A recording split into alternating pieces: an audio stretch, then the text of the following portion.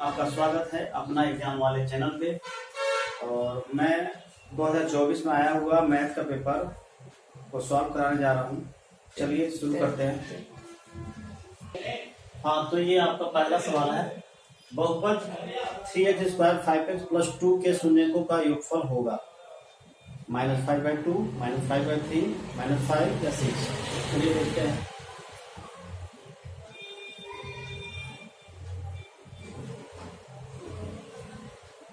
बहुपद के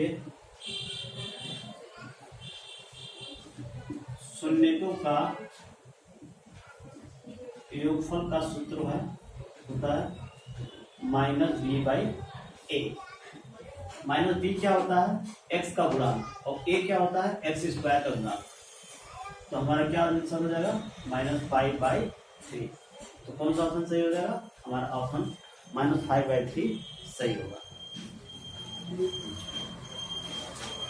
आपका दूसरा सवाल है 2x + ay = 1 तथा 3x - 5y = 7 का कोई हल नहीं होगा यदि a का मान -3/10 + 3/10 -10/3 और +10/3। तो चलिए आते हैं, देखते हैं क्या होता है इसका सोल्यूशन। क्या पूछा है? कोई हल नहीं होगा। कोई हल नहीं होगा। यदि कोई हल नहीं होगा तो उसके लिए क्या कंडीशन होता है? a1/a2 = b1/b2 not equal to c1/c2। a1/a2 क्या होता है? x का गुणांक क्या कहलाता है? a1/a2। a1 का मान क्या है? यहाँ पे 2 है। a2 का मान क्या है? 3 है। अब b1 का मान क्या है? y का गुणांक होता है b1। b1 का मान क्या है? a है। अब b2 का मान क्या है? -5 है। अब हमें क्या पूछा है? a का मान, तो हमारे यहीं से a का मान निकल जाएगा। a का मान निकालेंगे तो क्या देगा? ये माइनस इधर आ जाएगा, इधर डिवाइड में इधर आके मल्टीप्लाई में हो जाएगा /3। a का मान क्या आ जाएगा? -10/3। तो -10/3 ऑप्शन ए हमारा सही होगा। आते हैं हम अपने तीसरे क्वेश्चन पे। समीकरण दिया है, समीकरण तीसरा 2x² 5x + 4 = 0 के मूलों की प्रकृति होगी परिमेय और बराबर, अपरिमेय, परिमेय और असमान, और वास्तविक नहीं। जैसा कि यहाँ ऑप्शन दिया हुआ है। तो देखिए, मूलों की प्रकृति का एक सूत्र होता है जिसको हम लोग विविधकर कहते हैं। विविधकर, जिसको हम लोग d से भी डिनोट करते हैं। d बराबर क्या होता है? b² - 4ac। इसको निकालने के बाद इसका जो आंसर आएगा उस आंसर को देख के हम पता लगाते हैं कि परिमेय होगा कि बराबर होगा कि अपरिमेय, जैसा कि चारों ऑप्शन दिया है। चलिए निकालते हैं। b क्या होता है? x के गुणांक को क्या कहते हैं? b कहते हैं। तो b यानी 5 का स्क्वायर। a क्या होता है? x² का गुणांक, 2 हो गया। c क्या होता है? जो कांस्टेंट दिया रहता है 4। 5 का स्क्वायर कितना होता है? 25। 4 को 16 दूना 32। 32 में से 25 गया तो कितना आएगा? 7। और चिन्ह बड़े वाले का, ठीक। तो क्या आया? माइनस आया ना। तो माइनस में ये शो करता है कि हमारा जो मूलों की प्रकृति होगी वास्तविक नहीं होगी। अगर किसी का मान माइनस देता है तो वो क्या होता है? वास्तविक नहीं होगा। तो ऑप्शन डी सही होगा। तो ये आपका चौथा सवाल दिया है। समांतर श्रेणी 4, 9, 14, 254 का अंश से 10वां पद क्या होगा? ऑप्शन ए दिया है 208, ऑप्शन बी 204, ऑप्शन सी 209 और ऑप्शन डी 214। चलिए शुरू करते हैं। देखिए, अंश से 10वां पद निकालने के लिए एक सूत्र होता है। डायरेक्ट सूत्र नहीं, पहले हम लोग पद इसमें कितने n है पहले वो निकाल लीजिए। l बराबर क्या होता है? a + n - 1 × d। l क्या होता है? लास्ट का पद दिया है आपका 5। और a मैंने प्रथम पद दे दिया है। सबसे पहले हम n निकालेंगे। d क्या होता है? अगले पद में से उस पहले पद को घटा देंगे तो हमारा निकल जाता है। 9 में से 4 गया 5। ये इधर आ जाएगा, कितना आ जाएगा? ये इधर आएगा, कितना आएगा? 250। यहाँ क्या बचेगा? n - 1 × 5 से इसको डिवाइड कर दीजिए, कितना आया? 50। तो हमारा n का मान कितना निकल जाएगा? n बराबर 50 + 1 यानी 51। तो तो हमको शुरू से निकालना होता है। जब भी सवाल में अंत से पूछे ना तो आप शुरू से निकालिएगा। तो शुरू से कौन सा पद होगा? शुरू से पद कौन सा होगा? हमेशा एक 51 में एक जोड़िए, कितना होगा? 52। और 52 में से आप 10 घटा दीजिए तो वो आपका शुरू का दे देगा, कितना हो जाएगा? 42। यानी हम शुरू से 42वां पद निकालेंगे तो वही हमारा क्या होगा? आंसर होगा। तो बताइए ये नौ पद का सूत्र क्या होता है? a plus n-1 into D. इसमें मान रखिए आंसर आ जाएगा। a का मान कितना दिया है? 4। n के क्या है? ये 42 यूज करना पड़ेगा। और डी का मान हमको पहले से ही पता है 5। ये कितना है? 4। 42 में से एक गया 41। 41 में से कितना होता है? 40 में से 200, 205। यानी टी 42 बराबर कितना हो गया? 4 प्लस 205 यानी 209। तो ऑप्शन कौन सही होगा? ऑप्शन नंबर सी आपका सही होगा। ये आपका हमारा 5वां क्वेश्चन दिया हुआ है समरूप से रिलेटेड, जिसमें 2 फिगर दिया है, उसके कुछ मान दिए हुए हैं और ये ऑप्शन 4 दिए हैं। ये त्रिभुज का समरूप इससे करना है, इस त्रिभुज का इससे, इसका इससे। देखिए समरूप का मतलब होता है एक त्रिभुज का सभी एंगल दूसरे त्रिभुज के सभी एंगल के बराबर होता है। हम इसी से चेक कर लेते हैं क्या इससे सॉल्व हो पाएगा।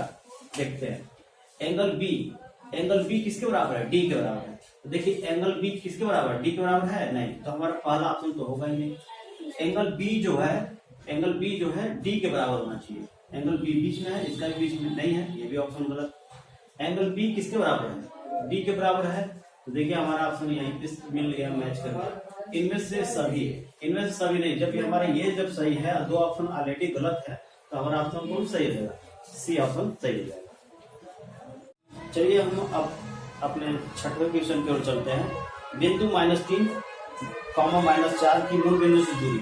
तो मूल बिंदु की दूरी से सूत्र एक होता है, मूल बिंदु से दूरी का एक सूत्र होता है, डायरेक्ट सूत्र। क्या होता है? x² plus y²। x का मान यहाँ भी ये है, देखिए x होता है भुज पट्टी, -3 का स्क्वायर और -4 का स्क्वायर। किसी भी माइनस के स्क्वायर करेंगे क्या आता है? +16। ये आएगा 25। 25 से क्या निकलेगा? 5 × 5 यानी 5। तो ऑप्शन इसका कौन सा होगा? ऑप्शन सी देखिएगा, पेपर में दिया हुआ है, ऑप्शन सी 5 है, वो आपका सही होगा। चलिए हम अपने 7वें क्वेश्चन की ओर बढ़ते हैं। cot a का मान कितना दिया हुआ है? 3/4 और sec का मान पूछ रहा है। एक बहुत ही फेमस ट्रिक होता है जिससे सारे क्वेश्चन इस तरह से सॉल्व हो जाते हैं, वो होता है लाल बट्टी का।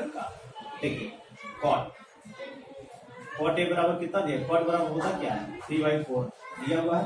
और cot बराबर होता क्या? sin cos tan cot। cot बराबर होता आधार बट्टा क्या? लंब। आधार कितना दिया हुआ है?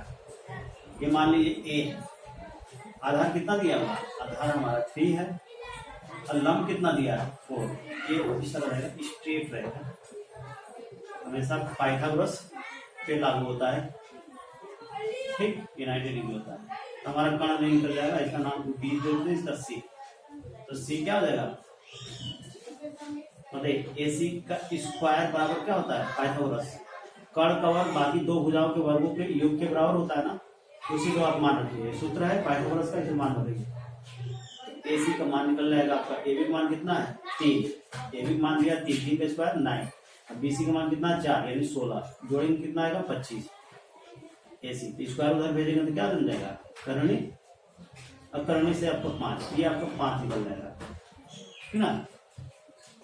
अब हमारा निकल गया तीनों मान। हम तो पूछ रहा है सेक A। देखिए साइन cos tan cot सेक है। सेक का मान क्या होता है? कर्ण बट्टा आधार। कर्ण हमारा है 5 और आधार है 3, 5/3। ऑप्शन कौन सा सही हो जाएगा? ऑप्शन बी हमारा सही। चलिए अब चलते हैं हम अपने 8वें क्वेश्चन की ओर, जिसमें दिया है tan अल्फा बराबर sin अल्फा। तो अल्फा का मान पूछ रहा है, 4 ऑप्शन दिए हुए हैं। चलिए शुरू करते हैं। tan अल्फा बराबर क्या दिया हुआ है? sin alpha. tan का मान क्या होता है? sin alpha upon cos alpha. यहाँ पे दिया है sin अल्फा। साइन अल्फा 1 जा साइन अल्फा कट जाएगा, यानी हमारा 1/cos अल्फा का मान क्या आ जाएगा 1, यानी cos अल्फा का मान क्या आ जाएगा 1। मतलब cos का वह मान जिसका मान 1 होता है, तो cos 0 का मान क्या होता है 1, यानी हम 1 की जगह पे cos 0 लिख सकते हैं। जब हमारा फंक्शन कट जाएगा तो अल्फा का मान क्या आ जाएगा, फंक्शन कैंसिल हो जाएंगे 0, यानी हमारा ऑप्शन कौन सा सही हो जाएगा, ऑप्शन ए सही। हमारा 9वां क्वेश्चन दिया हुआ है, एक छड़ की लंबाई उसकी छाया से अनुपात 1:3 है, तो सूर्य का उन्नयन कोण होगा। ऑप्शन ए 30 अंश, ऑप्शन बी 45, ऑप्शन सी 60 और ऑप्शन डी 90 डिग्री। जैसा देखते ही पता चल रहा है कि ऑप्शन कौन सा होगा, 45 सही होगा। चलिए देख लेते हैं कैसे होगा। देखिए लंबाई, छड़ की लंबाई और उसकी छाया में कौन सा अनुपात दिया ये, यानी ये पहला किसके लिए दिया हुआ, एक दिया छड़ की लंबाई। छड़ की लंबाई हमारी ये है, सूर्य का प्रकाश मान लीजिए पड़ रहा है 1 है, उसकी छाया कितनी हो रही है, उसकी छाया यही है, छाया ये छाया है, कितना दिया हुआ उसका √3। अब बताइए यहाँ पे मान लेंगे किस एंगल पे ये है, सूर्य का उन्नयन कोण हमेशा नीचे से ऊपर की ओर होता है, ये ज्ञात करना है। मान ले रहे थीटा है, बताइए tan थीटा बराबर क्या होता है, लंब बटे आधार। लंब हमारा क्या है BC है, आधार हमारा AB है। BC का मान क्या है 1 और आधार कितना है √3 tan थीटा। बताइए tan का वो मान बताइए जो 1/√3 रखता हो मान, तो वो क्या है tan 30 है। यहाँ क्या है tan थीटा है।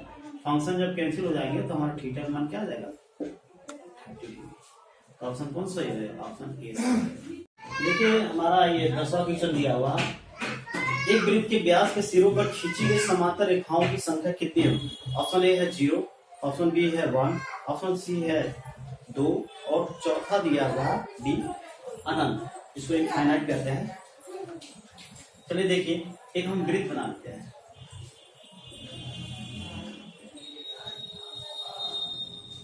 क्या कर रहा है, व्यास, वृत्त के व्यास के सिरों पर खींची गई समांतर रेखा। पहले हम एक व्यास ड्रा कर लेते हैं, ये व्यास है, इसके सिरों पे एक हम ये स्पर्श रेखा खींच दे रहे हैं, एक ये खींच दे रहे हैं। व्यास का सिरा यही तो है 2, ए और बी। देख के बताइए एक व्यास खींच दिया गया है तो उसको कितनी अधिकतम खींच सकते हैं स्पर्श रेखा 2। हमारा ऑप्शन कौन सही हो जाएगा, ऑप्शन सी सही हो जाएगा। ओके दोस्तों, वीडियो अच्छी लगी हो तो वीडियो को लाइक कीजिए, सब्सक्राइब कीजिए और कमेंट करना ना भूलें। मैंने इसे पार्ट 2 भाग में बांटा हुआ है। पार्ट 1 में 10 क्वेश्चन, ताकि वीडियो लंबी ना हो जाए इसलिए मैंने 2 भागों में डिवाइड किया है, और दूसरे भाग में आपको बाकी क्वेश्चन मिलेंगे। तब तक के लिए दोस्तों धन्यवाद।